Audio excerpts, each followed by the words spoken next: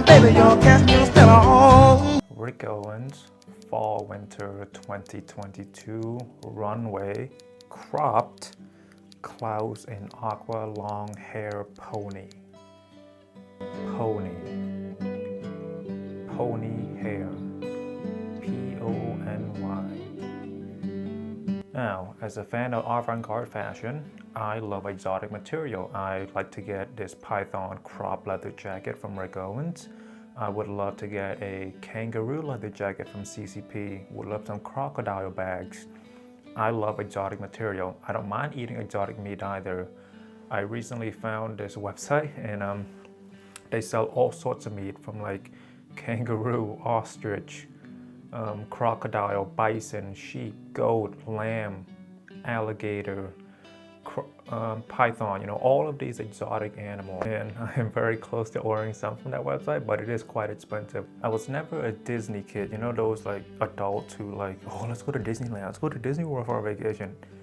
All the time, I don't get it. Like, there's only so many rides you can go there, and so I wasn't a big fan, and I'm not now, but I went to the one in Paris with my friend Wilson, and it was fun, but most of the time we were just waiting in lines. We weren't able to get the fast pass, and I'm sure even with the fast pass, it's still gonna be most of the time waiting in line. So the point is, I think it's good to experience something just to say you have done so, which is why I want to eat all of these exotic meats and why I want to own all of these exotic material.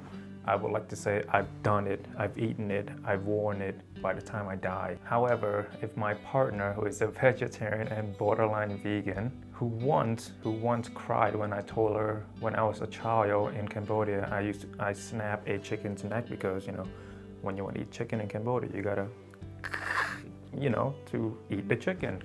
But if she's watching, I would never have bought this jacket. Had I known this was coming off, like a horse had to die for this, I would never have bought it.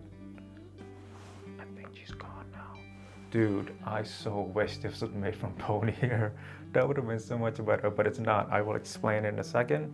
Because I love horse leather, and I own the PL2, and the PL2 is made from horse leather. It's so soft and supple, yet it's heavy. It's like it hits the perfect balance. It's the perfect weight. All right, again, so sadly, they do not get the hair off like a sweet pony you saw running wild in the beautiful black sands of Iceland in the beginning of this video. Pony hair is just a name for it. The fur you're seeing on this jacket is from a cow, and the reason why it's called pony hair is because it's supposed to resemble the hide of a horse. Humanity has always placed more values on horses because, historically, horses are more valuable to us. We ride them into war. We bet on horses race. We raise horses as a pet. Overall, we are just more attached to horses, whereas cows, we see it as more like food. Not a lot of people has eaten horses, but 95% of the world has eaten cows. And I went to Paris, which is known for eating horses, but I was with my vegetarian girlfriend, and I didn't want her to break up with me, so I didn't order the horses. So I just ordered some frogs and some snail. It was very good. Pony hair is also called pony fur, hair on hides, hairs on leather, hair calf or calf hair, or cow fur. So when fashion designers use calf leather, they use the non-hair side, and with pony hair, instead of shaving it off, they leave it on, clean it, shave it to make sure the fur is even, comb it, and then just trying to get rid of the smell. Rick has been using cow fur for a while. On the screen right now, you should be seeing a bunch of products from Rick that has pony hair. So I went through all of the available Rick Owens show notes, but not all, most, let's say most. Let's give me some room to breathe. So I read most of it, and here's what I found with regards to cow fur, or Rick Owens use. Rick Owens' history with cow fur. He has only been using cow fur for a short while. His early collection, early 2000s, they were mainly leather, like this sort of leather or leather. This is suede leather. And right now I should be putting up on the screen the quotes and everything that I found with regards to cow fur. And my other question was, why the use of cow fur? Why not goat? Why not sheep? Wool from sheep and goats are the most popular among exotic fur for outerwear. Shearling coats have a deep history and are known for their warmthness. And I have a pair of Gucci loafer that has a lamb lining. It's incredibly warm, and I don't think the cow fur would have offered me as much warmness. And wool and And cows can't really handle those extreme climates like goats and sheep can. Like you've seen all these videos of goats and sheep living high up in the mountain where it's snowing, where it's cold, less oxygen, all of that. And I don't think cows can do that. Cows regulate their temperature more with their thick skin rather than their fur. So another question that I had was, while researching to this, was, is cow fur better than lambskin fur or shearling? I don't think one is better than the other. Cow fur is simply the fur still attached to the calf skin. Shearling is just lamb's wool attached to the lambskin. Value-wise, I don't think so, because cows are more prevalent than goats and lambs. So no, cow fur is not better in that sense. If we're speaking durability, then calf skin is more durable than lambskin, so cow fur is better. But I don't know if you can make that correlation, but the cow fur is attached to the calf skin and the calf skin will last longer. A better question would be, is it warmer than shearling? And to answer this is no, because simply have to look at the environment that both animal can thrive in, and you can take a goat or a sheep into a cow's environment and they will survive, but you can't do the vice versa. And again, cows, they regulate their body with their thick skin. That's why calf skin will last longer, because the calf skin is thicker than the lamb's wool. Lamb skin, I mean. A better question to ask would be, is it cheaper? The popular statement always goes, the leather industry is a byproduct of the meat industry, and we as a society, we eat a lot more cows and goats or lambs, so we can safely assume, that cow fur would be cheaper if there are more cows to be slaughtered. But I find that I find that very offensive. We as a society, we need to band together and eat more goats and lamb to show the meat industry that these animals are equal. We can't have it off balance. The cow can be up here and goats and lamb down here. So please, if you got time this weekend, go to your local supermarket and ask them about goats and lamb. It will show them that you want these animals. So, it will balance the whole meat industry out. I think the cows are getting too much attention. This question is a bit complicated, because if you strip away the shearling and the cow fur away from these leather, you would take the calf skin for a durability aspect, and research have shown that calf skin or calf leather is more durable, and cow are afforded to have shorter and thinner hair because their skins are thicker, and cow as an animal are just more durable than goats and lamb. In that same breath, you can say that lamb skin are thinner, hence why they needed to develop these thick wool to compensate for their thin skin. So this is all just based on assumption and common sense. On the other side, the cow will continue to fall, whereas the shearling will not go anywhere or go slower. This is like comparing an iPhone 14 to a Samsung Galaxy S23, 24, whatever's the latest. They're both so great at what they do, you won't go wrong with either choice. It's really just a matter of preference. This is also a bit complicated. I did my best in my research, so we established that calf skin is more durable, but we know that lamb's wool is warmer than cow fur and more durable. So again, I think it's just a matter of preference on the appearances. I think Rick and the team chose the cow fur for this particular jacket because it's different and more exotic. Rick already has a bunch of jackets with shearling in the Strobe runway, and they probably use cow fur just to differentiate the jacket from all the other shearling jacket, and they can claim a more diverse collection. Because I think brands choose cow hair for the looks. Strictly speaking, we know that it's not warmer. We know it's not about the price, because shearling costs more than cow fur, and I don't think I would be as willing to get this jacket if it were to be shearling, because I've owned shearling pieces already, but the cow fur was like speaking to me. And yes, I bought it for the shoulder detail, but the cow fur was also an enticing second appeal to me. And I don't think I own any cow fur, do I? No, I do. I do own cow fur product. I have the Rick Owens and Birkenstock. Maybe I'll put it up on the screen, but there's sandal. You don't really touch your sandal all the time, so I didn't even realize they were cow fur until now, like to think about it deeper. But yeah, the sandal, but with a jacket, you feel it a lot more, with sandal. How often do you touch your sandal? Just when you put it on and off.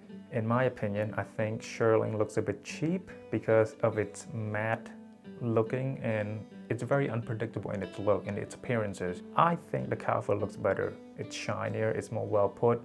The lambskin shearling, it just looks like they just ripped it off a a goat or a sheep and then just put it on there. Whereas the cow fur, I feel like the process of doing it is a lot more. You know, they have to trim it, they have to make sure it's leveled everywhere, and they have to make sure they comb it and clean it more properly, you know. So I think the process of doing the cow fur is more strenuous than the lamb's wool, which I appreciate. You know, I want these people to work for my money because I'm paying so much already. The hair, they do come off eventually, so if you give it enough time, all of the hair will come off, but I'm sure that's not gonna happen within my lifetime. I also don't think I'll own this until I die. Eventually, I will find other items that I like, and I will probably need money, so by that time I'll probably sell it. But I plan on owning this for a long time, but if the right offer comes in, you know, I'm not attached. I'm not that attached to materialistic items anymore. I'm more attached to memories and to people. Like anything in my closet, if someone offered me the right price, I'll let it go. I used to be super attached to my clothes. I would never sell anything, but now it's like, tell me your number. If I like it, we'll sell it. We'll make a deal, you know. Let's talk a little bit more about the appearances. So it's a very densely packed. There isn't a patch where there isn't any cow fur. It's like looking at a monkey and a human, you know. You can see the skin on the human, but it's all fur on the monkey. The jacket, it's not itchy at all. It feels very soft to the skin. When you brush it against your face, it's very soft, very smooth. There's no edge to it. The cow fur does fall onto your other garment, so I am planning on making a video comparing Crocs and Birkenstock because I have a newfound love for Crocs, and I'm gonna shit on Birkenstock, so that's gonna be a fun video. I'll make that video soon. And on the screen right now, you will see how to care for pony hair, and I don't want to get too deep into it. Like you'll see it on the screen right now, so just have a look. And besides, most of you don't have cow fur product. Don't worry about that. It's just more for me and a few of my friends, you know.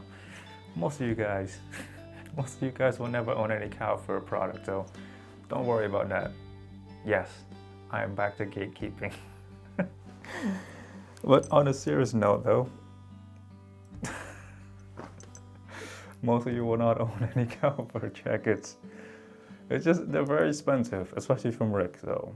I mean, you could buy those shoes that have cow fur, but come on, how often do you touch your shoes?